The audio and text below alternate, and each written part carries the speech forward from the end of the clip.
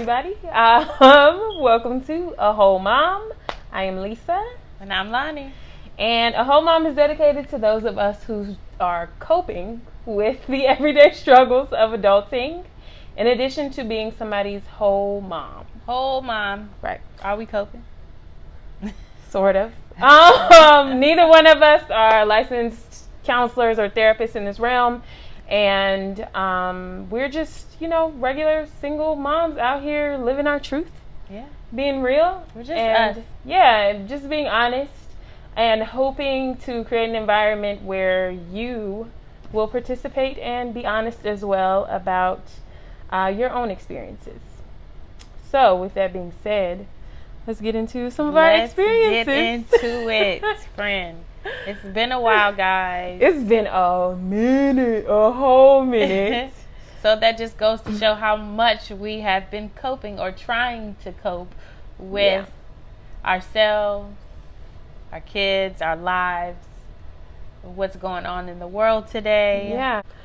So, going from the protests up to now, how have you been feeling personally? What are, some things that you're kind of processing? But then, how are you handling that with the kids and addressing that with the kids? Well, I hate the fact that we even have to have this conversation because, like we said earlier, I just want to live. I don't want to have to defend myself just because of the color of my skin. Let's unpack that, friend. What? I just want to live. Facts. I don't even want to have to be having this conversation. I don't want to have to go to a protest for somebody to understand that my life matters just because I'm black. I don't feel like going back and forth with people trying to help them understand my experience and my blackness. It's not just police brutality. It's not just these huge things that you see in the media. It's not just overt racism. It's waking up and, going to a job where you feel like people are looking at you sideways. You can't even be your real self. No. You can't even say the things that naturally come to your mind. You can't even say them the way that they naturally come out your mouth. No. You sometimes can't wear your hair the way that it naturally grows out of your head. It affects everything, the way that you feel you're perceived professionally, the way you feel you're perceived by doctors, the way you feel you're perceived by people who are supposed to be helping you, the way you feel your child is perceived by teachers, administrators, other students, their parents. So many things. Your mind is like this. Your mind. We are constantly thinking about this stuff. You know what really bothers me is, like I said before, the fact that I have to have these conversations with my children, or even, I have to also tell my children to behave a certain way because they're, number one, going to look at you differently because you're black. Right. Why? Right. It frustrates me so much. And then I feel bad because it's like I'm drilling them on something. And they don't want to hear it. Honestly. They don't. Because they're kids. They want to be kids. They want to be kids. Joyful, childlike existences. But I have to drill this stuff in them because of the world that we live in. This world doesn't love you. I can't remember. It was a book. I can't remember what book it was. And it was in the beginning, and she was talking about how it might have been, I can't remember. If you remember, put it down in the comments. But the author was talking about how she remembers being little and being at the bank with her mom. And they were standing in line, and her mom was like, you stand right next to me. You do not move. And she remembered being in the bank and seeing this little white girl just walking all over the place and playing around in the lobby and doing whatever she wanted to do. And that was the first time that she felt like she couldn't live freely. No. Right? That's such a revelation. And to be that young and realize that and make that comparison. That this little girl over here gets to live her life. Our kids can't live freely. They can't. And then, you know, as the parent, you get blamed because they're thinking that it's you. Right. And it's your parenting. Oh, Lord. When all honesty, you're just trying to prepare them for the way that the world is going to perceive them. You're trying to prepare them, but also protect them at the same time, right? Yes. Because if your kid is over there and something happens, something breaks, the security guard ain't looking at them the same way that they looking at the little white child. Correct. So you have to be conscious of everybody else's biases. You have to, and then instill in your child that they need to act a certain way, right? Right. Because I can tell you, I can't tell you how many times I heard, all right, it's white people in here. These white people looking at us. Yes. Right? You got to, and even as adults, like out with our friends, right? All right, all these white people looking at us. Yes. I want to laugh loud with my friends at the table. And not be looked at crazy. I want to be able to be at work and be loud. I want to be able to be my real self and not feel like, all right, these white people looking. Mm-hmm. So I think that's, and one thing too that I feel like, well, to get into the parenting piece of it, is like in those moments, because I don't feel like it was done with us and even with her in that book, right, where it's explained to you why I'm telling you this. Yeah. And so I feel like that's the piece that is kind of missing, and the piece that we as a generation, right, have to be able to do a good job with is provide that explanation, provide that transparency for our kids. Right. Because it sucks, but we also need to let them know, like, why I'm protecting you in this way. Right. Right. Right. Mm-hmm. And I think, like, with the, honestly, I try and have tried to, like, and I feel like it's probably the same for both of us, right? Like, we've tried to address race and in the way that we raise our kids, and addressing like racism and how the world perceives them just in general throughout their lives. But as far as like this current climate or what's happening socially, I honestly haven't even talked to her much about it at all. It's so much. But you actually did you take both boys to the protest? No, so I took my 15-year-old Okay. with me to a protest. Okay. And I think, you know, it was definitely an experience for him. We actually marched through the town. And so then I said to him, you know, like, how was it?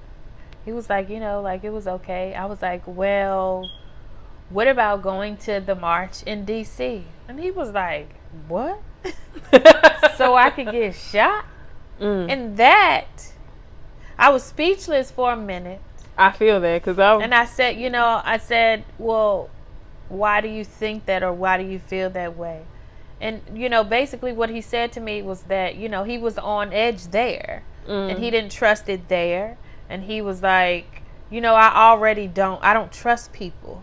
And so as a mom, it's definitely hard to hear your child say that, and, you know, to know that there is that level of fear in him, you know, if he's being verbal and protesting about, you know, being black in America and defending his blackness, feeling as though, you know, maybe all hell is going to break loose, or, you know, he's going to get hurt, or he's going to be harmed in some way. So it's like you're at this place where you're trying to prove to people that your life matters, and they're going to kill you or attack you or something in some way. And so he's a very reserved child. It was hard. Yeah. It was hard to hear that.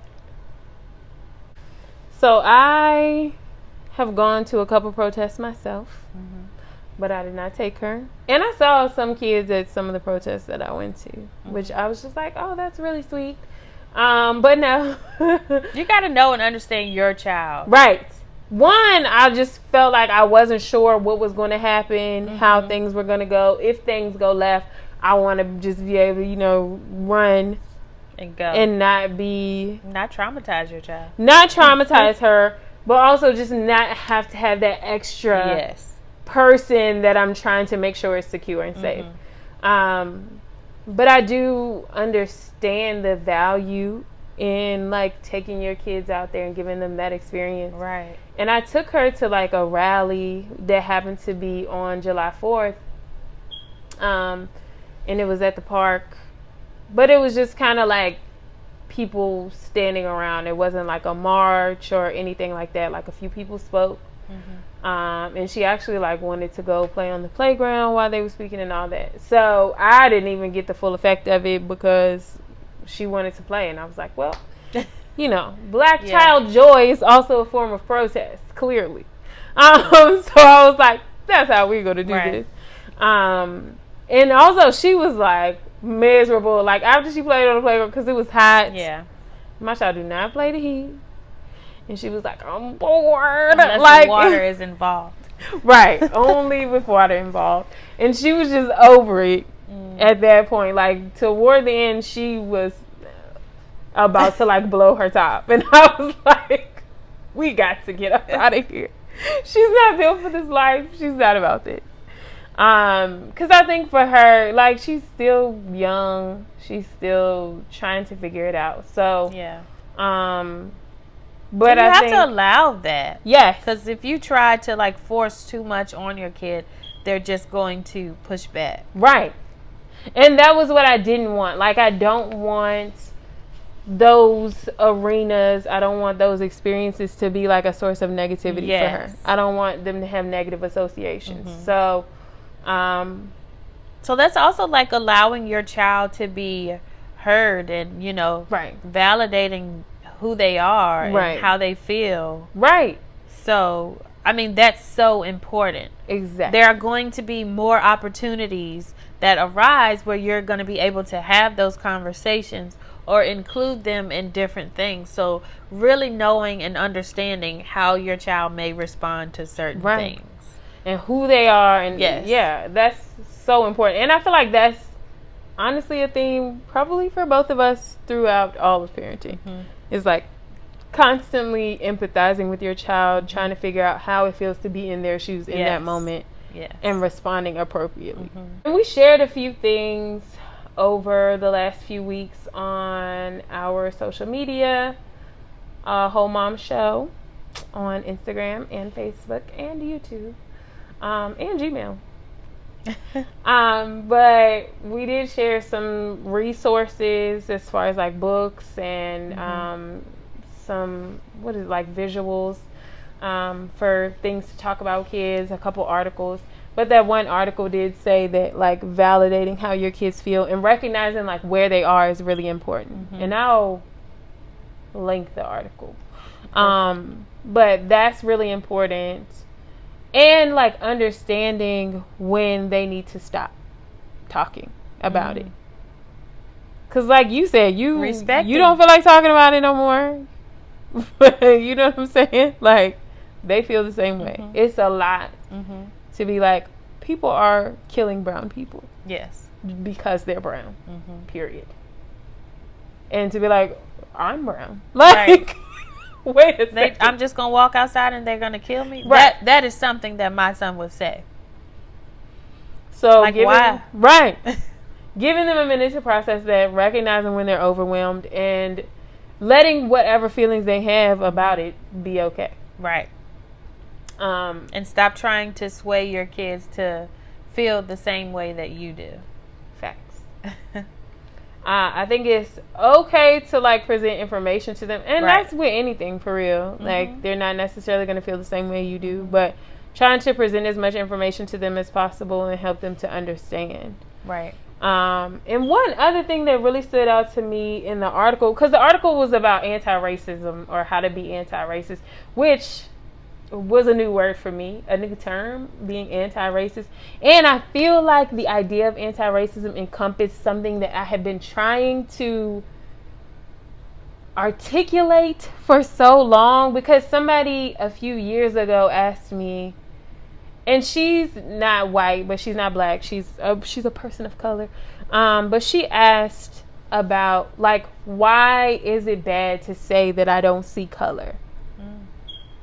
And I was like, I get the sentiment behind that, Right.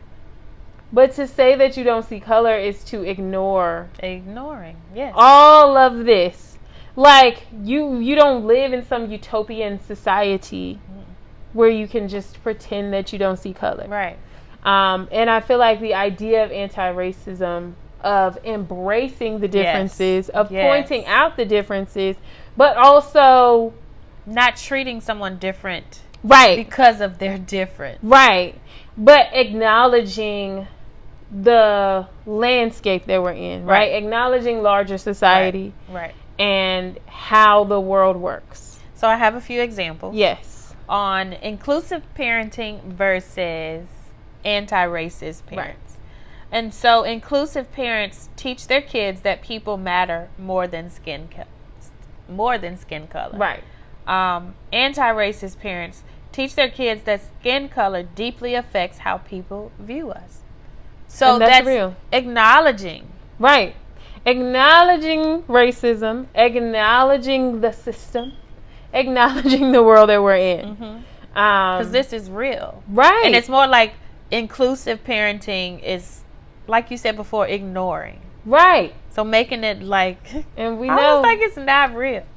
Exactly. Being like, and if I hear one more person say, we're all a part of the human race, child, please, shut up. Shut it up. Because, one, my thing is that we clearly see that there are differences in society. Right. So we can't just pretend that it's not there. I got a good one. Go. So inclusive parents, and this is, we're going to pretend that inclusive parents are like all of these different companies and stuff. Inclusive parents share movies and shows featuring people of color with their kids. In these advertisements, okay? Okay. Anti-racists use media to point out examples of racism plus stereotypes. Wow. So there's a difference in putting people of color or a black person on your ad or in your ad versus like really showing examples of what of happened. that. Right. Or in the world today, painting Black Lives Matters on the street versus actually changing policies in the systems. Okay? I see what you did there, friend. Okay? Inclusive Or Netflix. versus anti-race. When I I'm sick turn it on. of seeing you. I don't feel like there's any reason why we should have to have a tab that says Black Stories. What? Why? Is there a tab that says White Stories? It should just be. I feel like that is their way of highlighting, right, Black stories in an effort to show that they feel that Black Lives Matter. Rather than I understand that, but I just don't feel like it should have to be a thing. It shouldn't have to be a thing. It sucks that it is a thing. Black stories. And I feel like if they really want to talk about something, to talk about, you know, the difficulties that Black people in the film industry face, the difficulties that Black people in the entertainment industry face. Pay them Black people. Do a special on that. That's what you talk about it, be about it. Pay those Black people. How about that? Because Netflix, honey, while you up there posting your Black stories, when I first click on the Netflix, y'all ain't want to pay Monique. Didn't want to pay Wanda neither. And didn't want to pay, what's the little girl that got the, no disrespect for calling her a little girl. But, She's British. She's black. Oh, she's so gorgeous. But she just got the new show on HBO, and they like lowballed her on that too, and she turned them down and went. She turned Netflix down and went to HBO because she had done a show with Netflix, Chewing Gum. Okay, I don't remember her name. Yeah, you know what I'm talking about. Yeah. And so she turned Netflix down and took it to HBO and got her worth.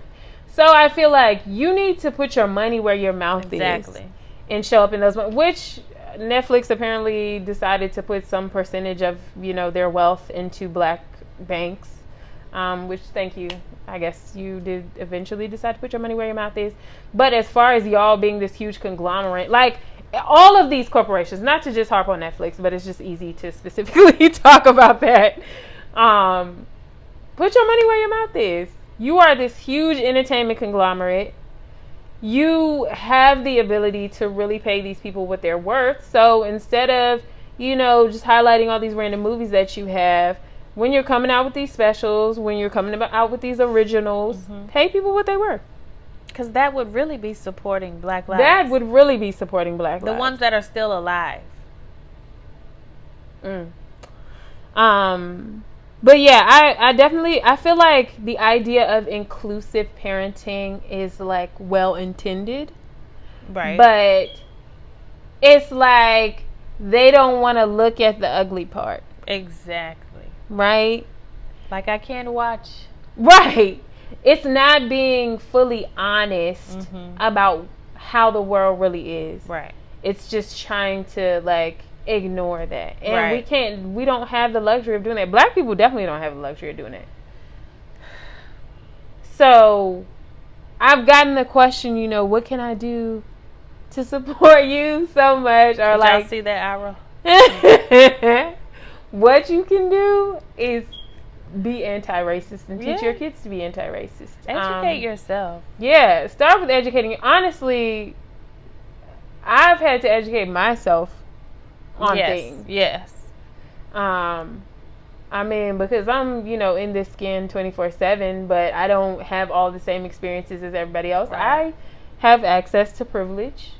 I recognize that in many different ways that some other people don't.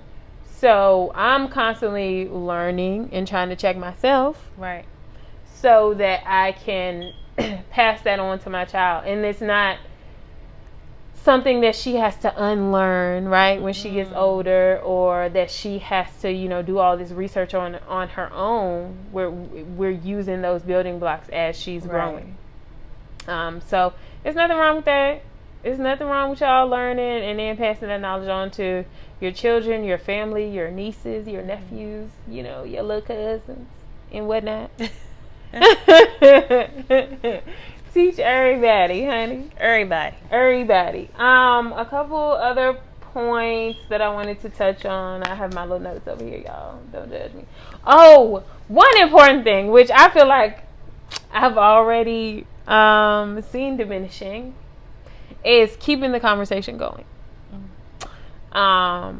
So in the article, it talks about trying to keep those conversations going with your children, like even during times where there's not social unrest, right? So times where there's not protests and people in the street and everybody's wearing a Black Lives Matter shirt. Keeping those conversations about anti-racism and trying to instill those tenets in your kids, being models for your children. But one way that they talked about was like through representation. So the types of books you have, right? I'm so big on that. Right. The types of shows you're watching. Yes. What does the entertainment in your house look like? Art. That's one thing that I'm working on, is art. I want to have Black art in my house, which I feel like I have like those generic, things that you like, pictures you see at Walmart or whatever on my walls. But I want to have like some real empowering Black art. Yeah. So that's one space that I'm working on. But also like with the books, because I feel like it's so easy to find, those that Martin Luther King Jr. book. No. Right? Or the, what's that? Ruby Bridges. Oh. Right? I was thinking more along the lines of Dear Black Boy. Right. So, and that too. Things like that. Yeah, and your kids are old.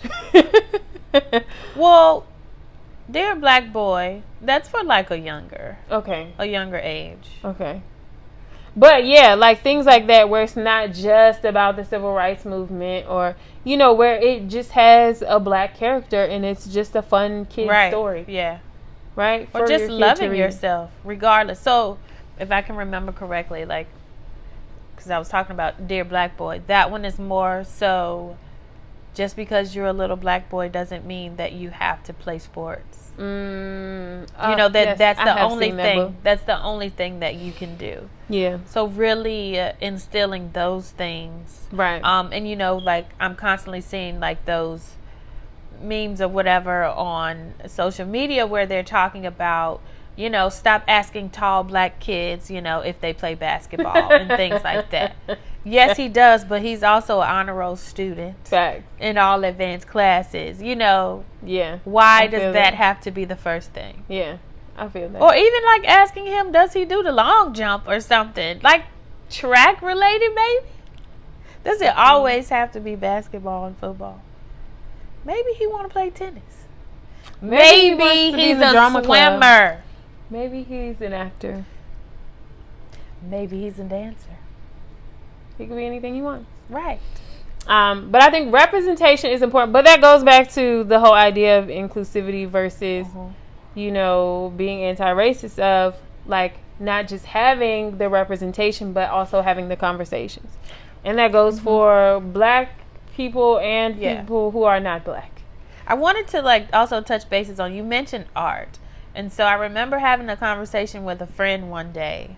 And we were talking about there was a child that was like drawing all of this art, but the art really didn't represent her blackness, Go on. So like if this little black girl is drawing all these pictures of these long straight haired and I remember like seeing some of the pictures, like even the skin is not black. And so what do you do? I actually had that experience. My oldest drew herself with this long blonde hair. And my first thing was, is this Elsa? I was like, that's you? She was like, yeah. And I was like, well, that don't look like you. Like, being honest, that's not what your hair looks like. And I honestly can't remember exactly what her response was, but I remember just being worried that she wasn't happy with how her hair looked. And I think it turned into a conversation about like why your hair is great. And you know what? I think it was just a cop out. I think she did cop out and was just like, oh, I didn't know how to draw my hair. And so it turned into a drawing lesson too on how to draw your hair. We went to YouTube to look at, how to draw coily, kinky hair. So, and my kids also recognize that, like, they know I'm pro-black. Right. Like, they be like, my youngest will be like, Mommy, I know which one you gonna pick. Like, when we doing something, when we playing games and stuff, she be like, I know which one you gonna pick. And I be like, damn right. My kids are like that too. Definitely. I said something about Fortnite not having no black girl. They do got one black girl, but she got a perm. She got like a shortcut with a perm. She got the pixie. Exactly. And I just feel like, where's sis at? Y'all with the hear Afro that, Fortnite? Give me a character need an Afro with some chick. Afro puffs. Please and thanks. But yeah, so I think it's gotten to the point where they not necessarily know better, but like they know how I'm going to react to things, and they know that I really want to instill in them like a love of self. Yes. So when they are, doing those things and creating this artwork, I be questioning. Representation is important. Right. But yeah, I think it's also, that was what I was going to say, was, and something that the article touched on too, was the importance of showing Black people as heroes in their own stories and not just always portraying them as victims. Right? So not always, especially for, I think it's important for Black people, like, as a source of pride when we're teaching our kids about, and that's why I feel like a lot of Black people say, our history don't start with slavery, which it don't. So teaching that, we're heroes in our own rights, but even, during slavery, like, heroes in our own stories, in our own homes, like, Harriet Tubman out here rescuing people, and it was so many people like her, the Underground Railroad, like, so we don't necessarily have to be kings and queens to queen, right, to be able to be heroes. Because that's what upsets me about whenever somebody calls me queen, or I just be like, I don't have to be a queen to be respected. Like, I don't have to be royalty. Yeah. To be, because we weren't all kings and queens. Like, everybody's ancestors weren't kings and queens. Right. Some of them were sharecroppers. Some of them were serving the kings and queens. And we were still winning. Exactly. So there's not necessarily value in your life because, we have this connection to royalty or this proximity to something that has been deemed great, right? And so finding ways, not just for Black children to find pride in these stories of Black people being heroes and not always being victims in this society, but also for other people to see us being heroes in our own communities, in our own stories. Yes. Because I can't tell you how many well-meaning white folks are out here, doing the Lord's work and just trying to uplift these poor, sad, sorry Black people from, the poverty and the alcoholism and the horrible things that are affecting them, right? They just have this horrible, negative view of our life, and it's like their intentions are good or pure, like they're trying to help, but they just look at you like you are just the sad or like a charity. Yes, like a charity case, right? Because you want to make it into heaven. Right. Oh, Lord. Right. What'd you say? Doing the Lord's work. Sis. Take that over there to your little cousin. Right. Going over, to the we're going to go over to the low income community and I'm so sorry. I'm so sorry to hear that, Yolanda.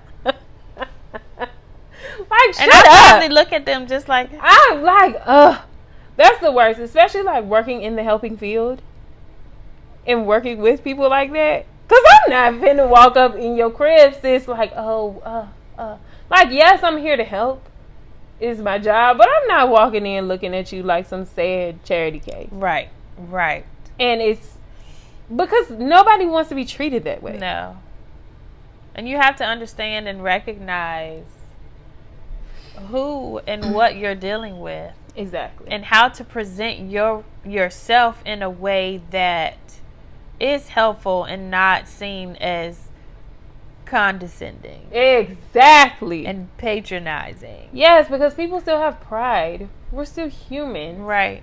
So if, the only time that your household is talking about Black folks is when you're talking about how, George Floyd died, or Philando Castile died, or, Breonna Taylor was murdered, or it's like, because somebody died. Yes. Yes.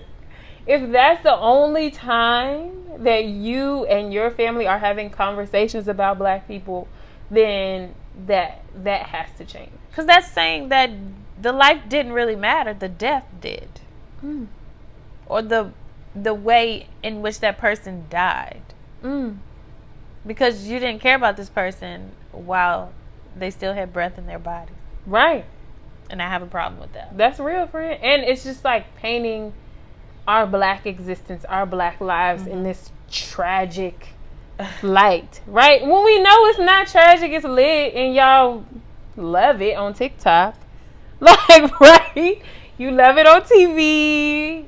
It's everything. But the culture is lit. Right. So share that. And when I say share, I mean expose your children too. Right. I don't mean get boxer braids. That's a whole other conversation for a whole nother day. Yes. But yeah, I think I went through all my little stuff. Oh, one thing, talking to young kids, I will touch on a little bit more. So the article talked about, acknowledging the differences in skin tones and talking about melanin with young kids, which that was a conversation I had with my kids because we had a whole colorism issue at school a few years ago, and I was like, hold up. Let's talk about melanin and what made this person darker than you and why you are, on the lighter side of things, and we all still black. Now what?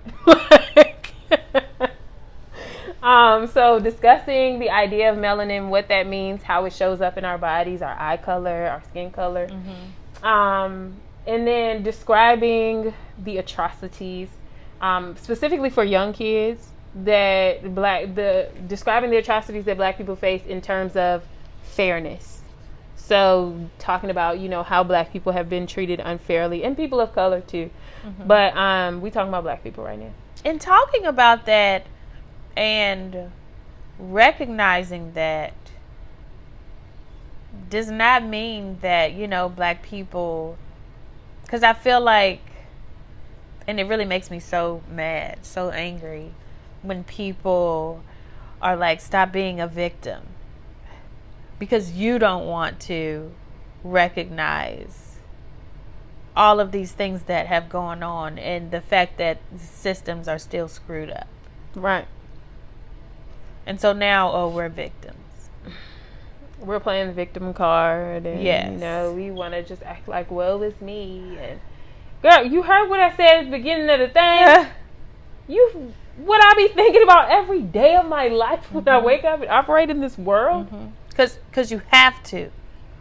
It's not like I enjoy thinking about it. You don't get the opportunity to just walk outside. You don't get the opportunity to be carefree. I don't have the privilege. To live freely. We don't have the privilege to live a carefree life. We have to constantly be concerned with other people's biases about us because it can literally be a matter of life and death for us. Bottom line. I was getting ready to say. Period. Wow. We talked about respecting their feelings and then representation, and also just being a model, modeling these things for them. So, for black folks, modeling acceptance of your own people, straying away from colorism, straying away from anything that might make someone feel bad because their skin is darker, or like this is like less desired, right? Because it's a darker complexion. Yeah. Modeling for me also means like trying to stay away from assimilationism and like respectability. So like the idea that we need to assimilate or be more like right people of European descent in order to be okay, or in order to be cute, or in order to be likable, in order to be successful, professional, whatever. But in like the whole idea of respectability and like, I have a degree, and so like no. And black people just really supporting each other just because. Right. I had watched this clip a couple weeks ago, and the man was just stating how he wished as a black man, that other black men would just really support black women in a way, when this woman is not doing something for you. So like, I see you, I respect you, and I support you, black woman. And there is nothing that I'm getting out of it. I'm not getting anything out of this deal. I'm just supporting you. Let's just pull over there, right? While we're here, let's pull in and park. So a couple of things come to mind. One, I can't remember. It was like a Twitter rant that somebody posted, but it talked about the idea that of respecting black women outside of your family and outside of your attraction to them. Yes. Right? Yes. So unless you find me attractive or I'm a family member of yours, you pretty much don't really have any respect for me. Right? So I definitely feel like that is important. Also, while we're speaking on the movement, I do feel like, I thought about this earlier. I felt some type of way as a mother of girls when a lot of people were like, and I think it's like a filter or something that's like, because I have a black son, which I understand the weight of that and the like idea of what it is to be a black man in America. But as a black woman, being a black woman, I feel like it's pretty tough over here as well. Right. And so, and I feel at the same time too that black women are often left, not necessarily completely left out of the narrative, especially when it comes to police brutality and all these movements that are happening, but sometimes left behind and forgotten. It's a different energy. It is. The energy is not the same. And the same people are not showing up. No. And so that's disheartening and difficult to deal with, because it's like, not only do I feel like people aren't showing up for me, but then it's like, who's going to show up for my child? If I'm not able to show up. Right. So, yeah, I just wanted to put that out there. Absolutely. Breonna Taylor's murderers are still free. So yeah, all of those things, but where were we before we pulled over? We can pull the car back out. And I think we were really just wrapping up. Yeah, we were talking about modeling. Yeah. I think for people who are not black, definitely modeling your beliefs, and because I feel, well, I don't know what people do when they get home or how they act, but I have an inkling that it's not the same. There's some people don't keep that same energy when they in the crib. Right. So, keep it up. Be consistent. Right. Whatever you're saying, because so often, like, people will be like, do as I say and not as I do. Child, please. Them kids ain't listening. Have you seen, it's like a challenge where they tell the kids. Yes. Take this and put it on your chin. Yeah, and he keeps doing it. Put it on your chin. He's like, wait, I'm doing it. She's like, no, put it on your chin. What are you talking about? They're going to do what you do, not what you say. They're definitely going to do what you do. So that's the importance of modeling and, like, showing rather than just telling. That's it. You have anything else for me?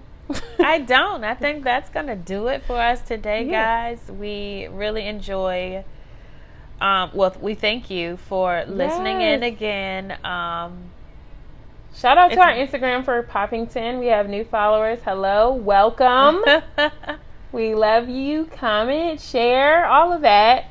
Thank you, guys. Thank you, guys. We apologize for our inconsistencies, but we need time to get ourselves together. Oh, yes. We trying to get back in this thing so we can regularly come to y'all with some stuff. Look out for us. A Whole Mom Show, Facebook, Instagram, YouTube. And thank you. Share, what you're doing. Especially, I've seen a lot of people talking about, how our history is not really shared in the school system. And so having the kids be at home for school and take this time to really dive in. Yeah, taking this opportunity. So if anybody has been doing that, if anybody wants to share, some of the things that you plan to cover or already have covered, I would definitely be interested. Yes, resources that you're using, because that's something that I'm trying to navigate now. So yeah, thank you guys for listening. Come back. We'll see you next time.